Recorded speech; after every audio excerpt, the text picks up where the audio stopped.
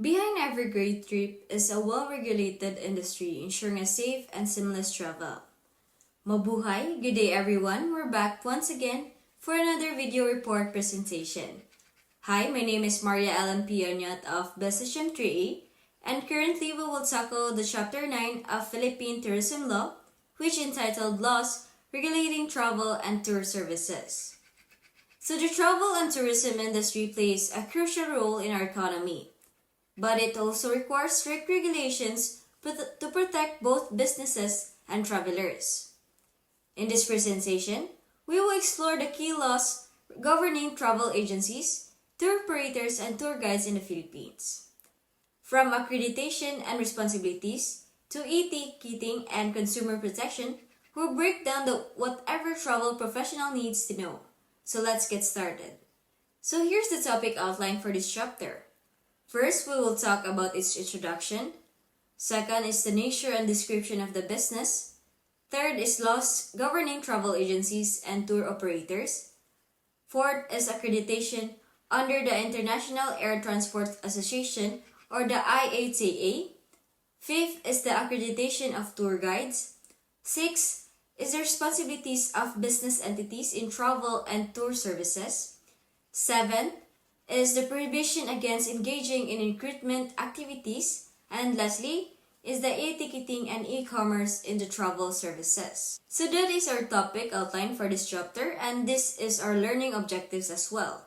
So for this chapter, students are expected to learn or enumerate the procedure in setting up a travel agencies. Second is to identify the responsibilities of a legitimate travel agency or tour operator. Third is to differentiate ethical from unethical practices by travel agencies and tour operators. And lastly is to give examples of issues, concerns, and problems travel agencies and tour operators may have in the conduct of their business.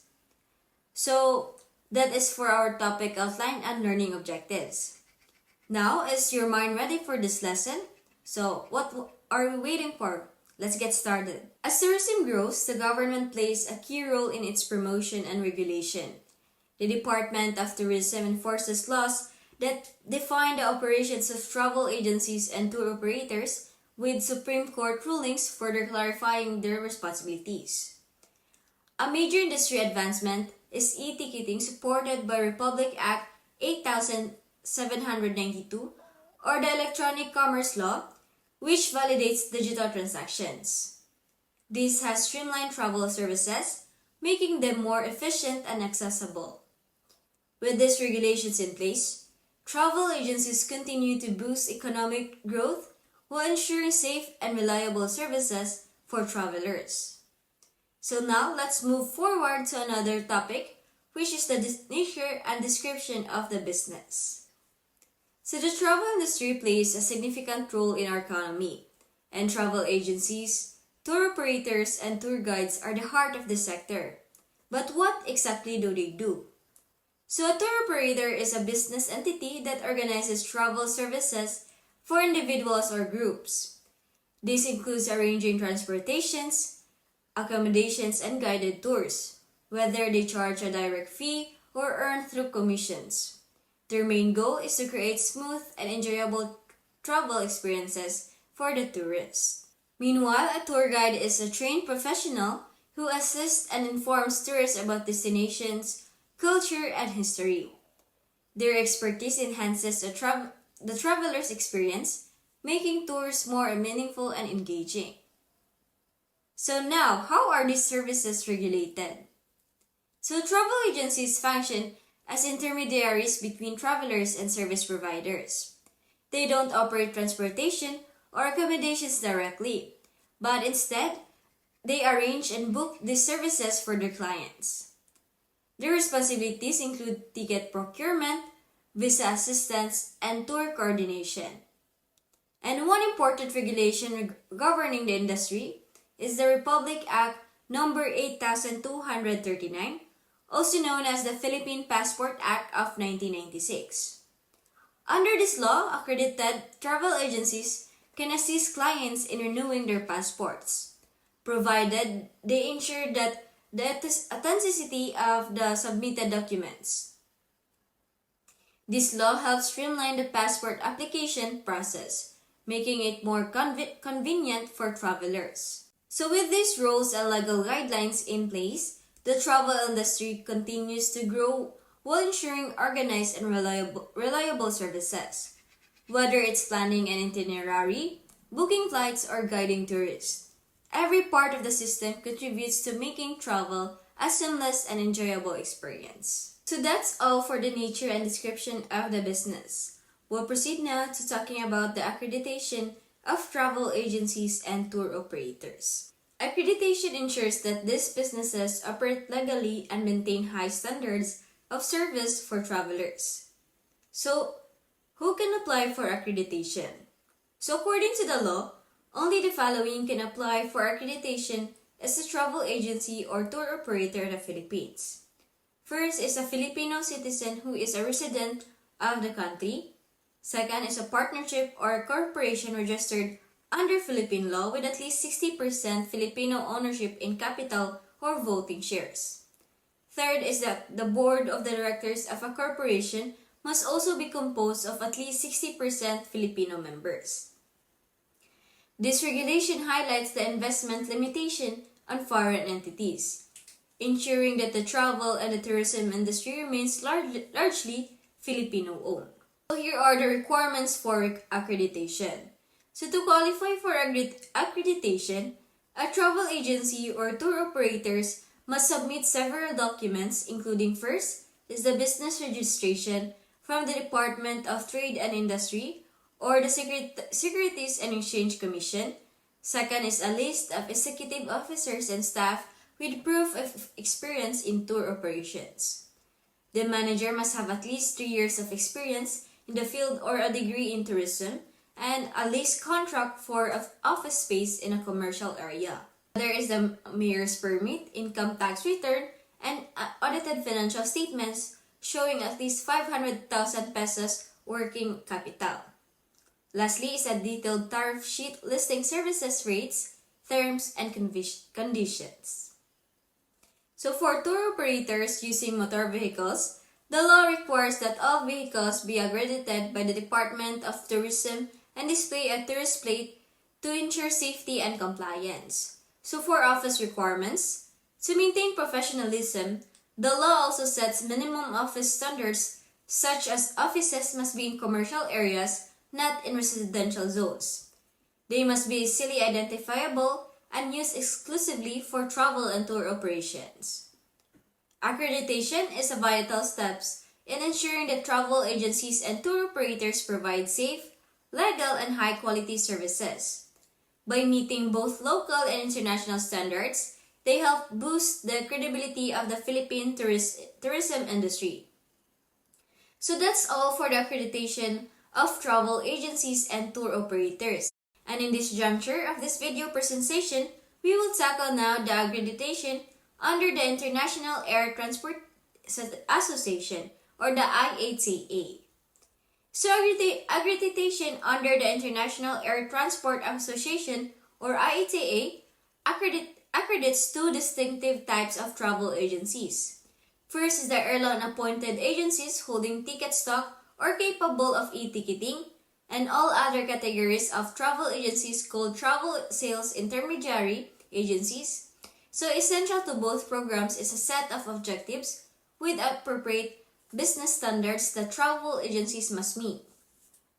So airline-appointed services, and what does it mean? So when a travel agency is appointed by an airline through IATAN or International Airlines Travel Agent Network, the agency signs a contract with one or more airlines. This agreement allows the agency to sell airline tickets and earn commissions in every booking. Each airline sets its own requirements for appointing travel agencies, which means agencies must meet certain qualifications before being approved. Qualifications for IATA accreditation.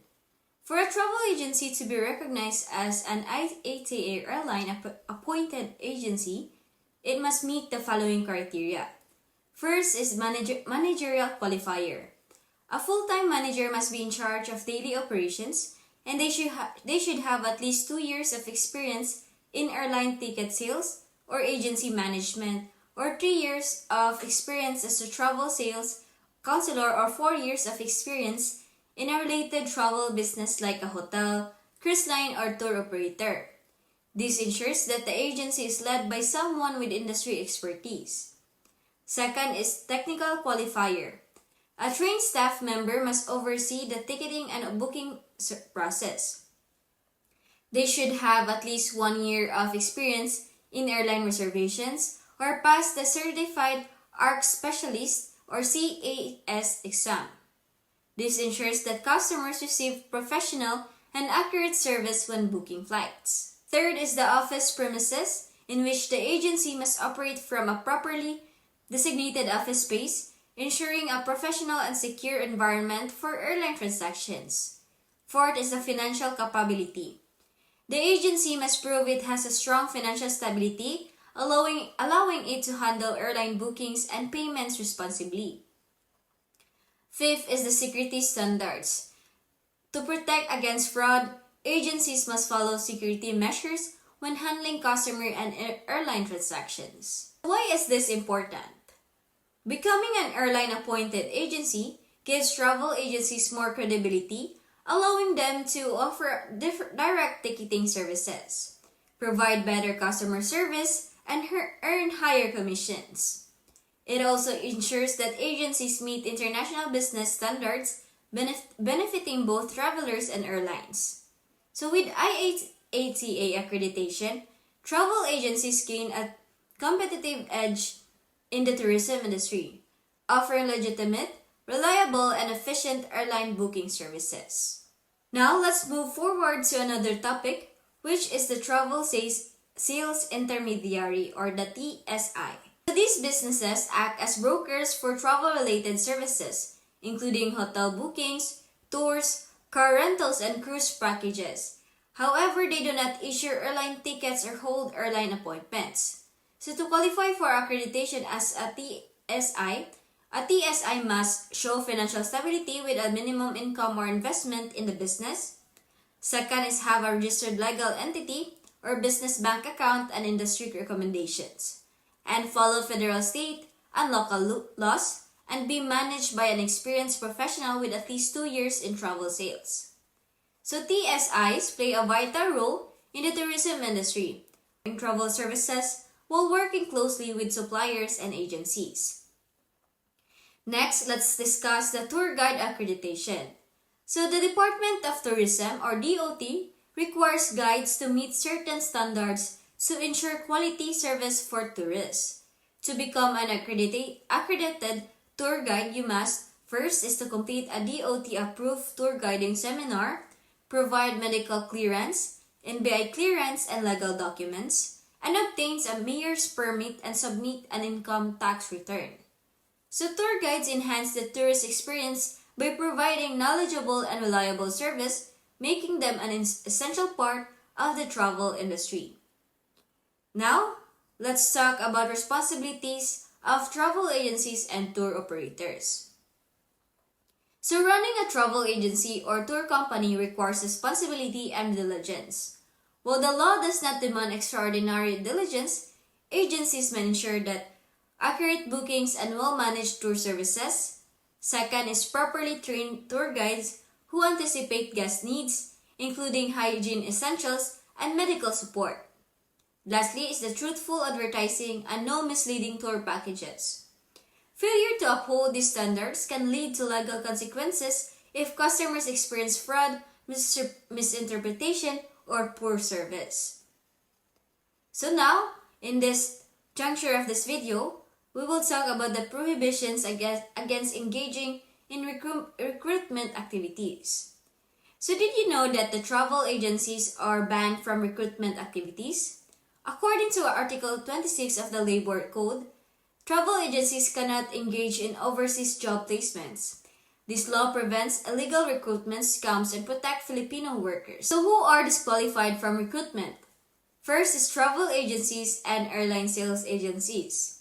The second one are the business owners involved in both travel services and recruitment.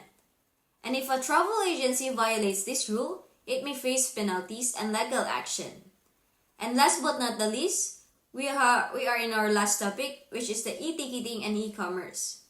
So e-tickets have revolutionized the travel industry by reducing ticket costs and eliminating paper tickets. Second is allowing greater flexibility for travelers, and lastly is being legally recognized under Republic Act number 8792, which in an e-ticket serves as a valid contract of a carriage, meaning it holds the same legal weight as a physical ticket, provided it remains authentic and unaltered. So as the travel industry evolves, understanding these regulations ensures better service, legal compliance, and customer trust. So if you're looking to start a travel business, become a tour guide, or simply understand the legal side of tourism, these insights will help you navigate the industry effectively. So that's all for this chapter, but before I end this presentation, I'll leave you a quote to ponder upon. This is from Dr. Mayhemeson's quote, which is never be limited by others people's limited imaginations. So this quote is a powerful reminder that our potential should not be confined by the doubts or limitations of others. Often, people project their own fears and restrictions onto us. But true growth comes from believing in ourselves and pushing beyond those boundaries. This quote encourages us to dream big, challenge norms, and pursue our goals with confidence, because innovations and progress are driven by those who refuse to be held back by other skepticism. So again, this is Maria Ellen from Business Gym 3A, and I hope you learned something, and see you in our next videos.